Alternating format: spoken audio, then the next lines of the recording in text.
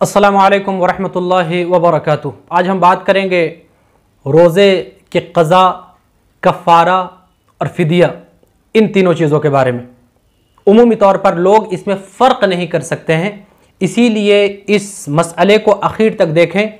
इंशाअल्लाह इन तीनों में आप फ़र्क कर लेंगे और आपको रोज़ा न रखने की सूरत में, रोज़ा तोड़ देने की सूरत में क़ज़ा करना है, कफ़ारा देना है या उसका फ़िदिया देना है, इन तमाम मसले को आप जान लेंगे और ये तमाम मसले आपके सामने वाज़े हो जाएंगे।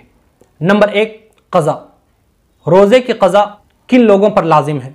याद रखें, वो लोग जिनको शरीयत ने रोज़ा तोड़ने की इजाज़त दी है या भूल से रोज़ा टूट गया है या रोज़ा छूट गया है, उन लोगों पर रोज़ा की क़ज़ा लाजिम है। क्या मतलब?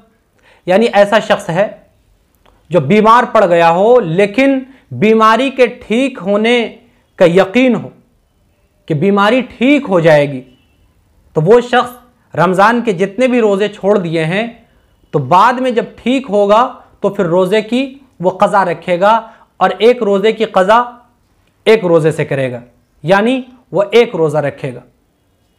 नंबर 2, वो औरतें जो हमल से हों और रोज़ा रखने से उसके जान को या बच्चे के जान को कोई ख़तरा हो, तो इस सूरत में शरीयत उसको रोज़ा छोड़ने की इजाज़त देती है।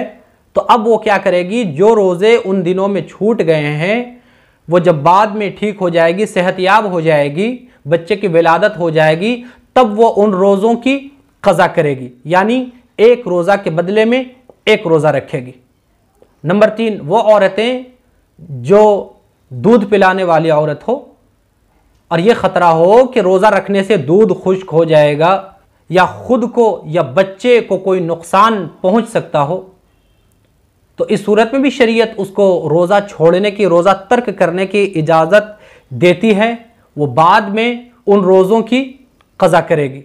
इसी तरह से मुसाफिर है जो 87 या उससे भी ज़्यादा दूरी का सफ़र कर रहा हो, उस मुसाफिर को शरीयत ये इजाज़त देती है कि तुम रोज़ा छोड़ सकते हो। वो शख्स जब सफ़र से वापस आएगा तो फिर उन तमाम रोज़ों की जो क़ज़ा हो गई हैं, उन तमाम की क़ज़ा वो रमज़ानुल मुबारक के बाद करेगा।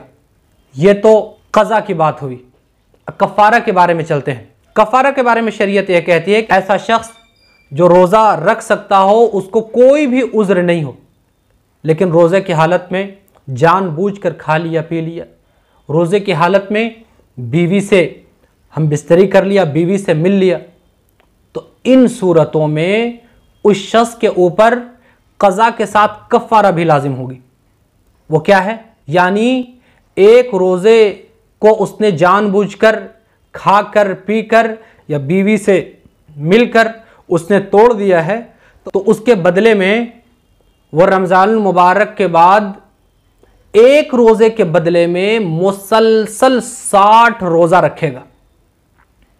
अगर 60 रोज़ा रखने की ताकत नहीं है तो वो 60 मिस्कीन को यानी फ़कीर को एक सदक़तुल फ़ित्र के बराबर, 60 मिस्कीन को 60 सदक़तुल फ़ित्र के बराबर वो सदक़ा देगा। अगर ये भी नहीं है तो वो 60 मिस्कीन को दोनों टाइम खाना खिलाएगा या एक मिस्कीन को 60 दिनों तक मुसलसल 2 टाइम भरपेट खाना खिलाएगा। ये उन लोगों के लिए है जो जानबूझकर हैसियत रखने के बावजूद भी, छूट न देने के बावजूद भी उसने जानबूझकर रोज़ा तोड़ दिया है। तो इस शख्स के ऊपर क्या है कि मुसलसल ये 60 रोज़ा भी रखेगा और एक रोज़ा क़ज़ा के तौर पर भी रखेगा, यानी 61 रोज़े वो रखेगा एक रोज़ा के बदले में। अब चलते हैं हम फ़िदिया के बारे में।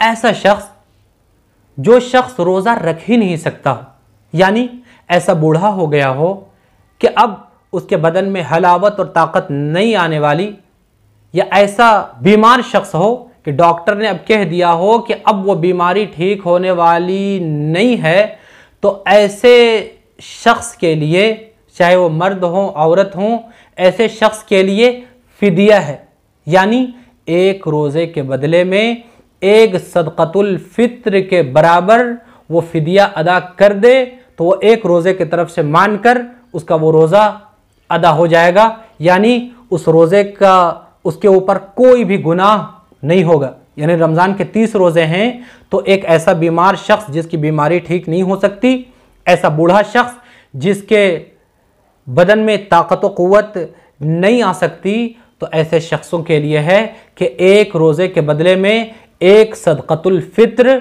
यानी वो 3.5 किलो खजूर के बक़द्र एक सदक़तुल फित्र दे दे, या 3.5 किलो किशमिश के बक़द्र एक सदक़तुल फित्र दे दे, या 3.5 किलो जौ के बक़द्र एक सदक़तुल फित्र यानी एक रोज़े के बदले में निकाल दे। और सबसे कम है कि 1.25 किलो गेहूँ या उसकी कीमत एक रोज़े के बदले में वो फिदिया निकाल दे तो उसके तरफ से वो रोज़ा माफ़ हो जाएगा। ये क़ज़ा, कफ़ारा और फिदिया की तारीफ़ थी। हम उम्मीद करते हैं आपको ये मसला वाज़ेह तौर पर समझ में आ गया होगा।